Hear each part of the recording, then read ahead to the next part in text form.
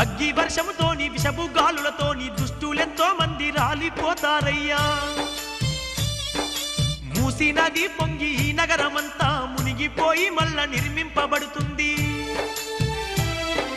ముత్యమంతా బంగారము కూడా దొరకని రోజు ముందు ముందొస్తుంది. కలియుగము 5000 ఏళ్ళైనాక కాశీలోని గంగ ఎండిపోతుంది. నీచుల ఇల్లు సిరి సంపదలతో కలకలలాడుతూ వెలిగిపోతుంది. అన్ని వస్తువులలో కల్తీ పెరుగుతుంది. భార్య భర్తలకే పోరు జరుగుతుంది.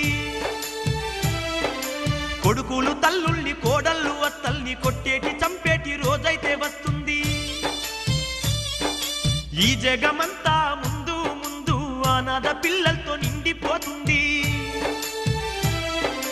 గుడ్లకు ఒక్కటి అరవ